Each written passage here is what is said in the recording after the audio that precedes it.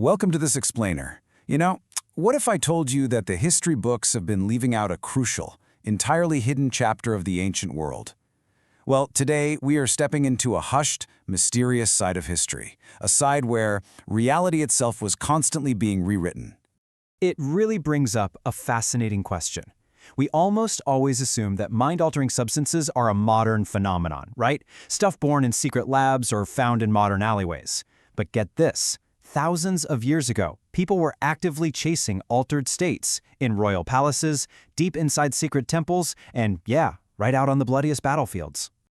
So today, we're taking an ancient world tour. From the sands of Egypt to the freezing wilderness of Scandinavia, we're going to see how humanity's profound desire to escape reality, numb pain, or even touch the divine has shaped history in ways you honestly won't believe. All right, let's dive right in. Stop 1, the joy plant of ancient Mesopotamia. We're traveling back roughly 6,000 years to ancient Sumer, which is modern-day Iraq, to uncover the earliest recorded use of a flower that would literally change empires. The Sumerians discovered that by slicing open the seed pod of the poppy flower, they could harvest this milky sap. They called it hulgil, which literally translates to the joy plant. And for ancient surgeons and just ordinary people alike, this plant possessed a seemingly magical ability to completely banish physical pain and induce this really profound, dreamy euphoria. And tracing its path through history shows us this wasn't just some local secret. It actually became history's first international trade secret. The Sumerians passed it to the Babylonians, who passed it to the Egyptians. By 1300 BC, Egypt was mass-producing the stuff. Fast forward a bit to 1200 BC, and Greek soldiers were actually consuming it before battle to dull the fear of death. And by 16 AD, Roman Emperor Marcus Aurelius was taking it daily just to help him cope with ruling one of the greatest empires on Earth. Moving right along. Stop 2. The divine cocktail in ancient Egypt. Now transitioning over to the banks of the Nile, we find another incredibly fascinating story. The ancient Egyptian elite were absolutely obsessed with a beautiful water lily. But here's the wild part, the contrast. They weren't just drinking ordinary wine at their royal banquets. No, they were steeping the petals of the blue lotus in their wine for hours. The resulting drink acted as a sedative, an aphrodisiac, and even a mild hallucinogen. It was essentially an ancient, dreamy party cocktail reserved strictly for the pharaohs and high society. And this wasn't some underground, obscure practice either. The Blue Lotus was completely omnipresent. It's painted on tomb walls, including King Tutankhamun's actually. It's carved into temple pillars and heavily featured in their art. But beyond the social parties, Egyptian priests used this exact hallucinogenic cocktail to bridge the gap between our world and the divine. They claimed it literally allowed them to communicate directly with their gods. Okay, next up, stop 3, the lost elixir of ancient India. Moving further east to around 1500 BC, Vedic priests built the absolute centerpiece of an entire religion around a single mysterious drink. Just listen to the power of this quote from the Rig Veda, which is one of humanity's oldest religious texts. "We have drunk Soma and become immortal. We have attained the light the gods discovered." Wow. For these ancient priests, consuming Soma wasn't merely a physical experience. It was a literal, ecstatic communion with the divine that granted superhuman strength and immortal visions. But here is the ultimate mystery. What exactly was Soma? We know the recipe was pressed from a plant, filtered through sheep's wool, and then mixed with milk and honey. But the original plant itself? Completely lost to time. Even today, historians and botanists are debating its identity. Was it a rare mushroom, a really powerful stimulant, or maybe a plant that just doesn't exist anymore? We're just left to wonder what actually granted them these immortal visions. Which brings us to stop 4, the philosopher's secret in ancient Greece. Heading back to the Mediterranean, there was this highly secretive religious ceremony that influenced the ancient world for nearly 2,000 years. At the center of it all was a drink called Kykeon.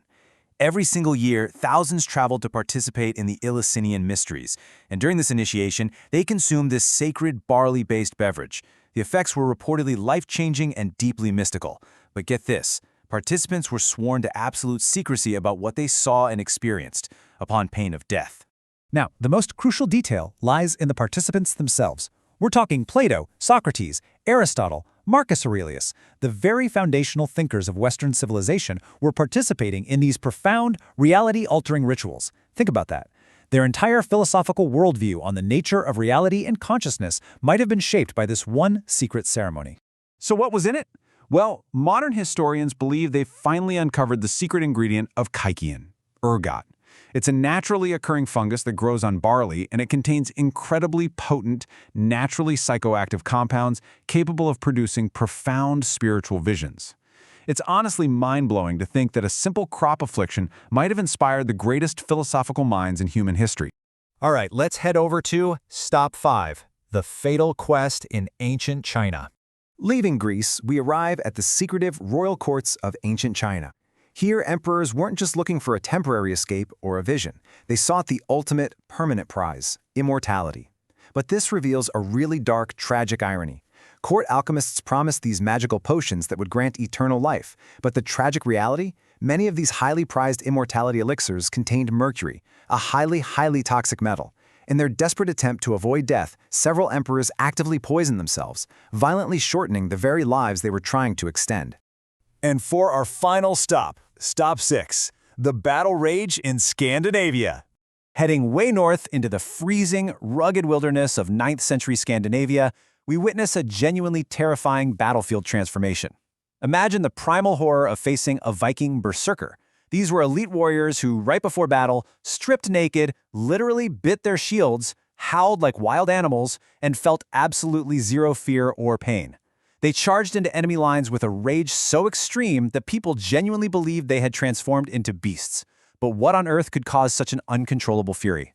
Well, historians now believe the answer wasn't just extreme psychological discipline, it was pharmacological.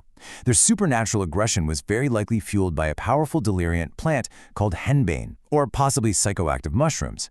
Now, unlike simple hallucinogens that just kind of distort what you see, deliriants completely replace reality, plunging the user into an entirely different, invincible world.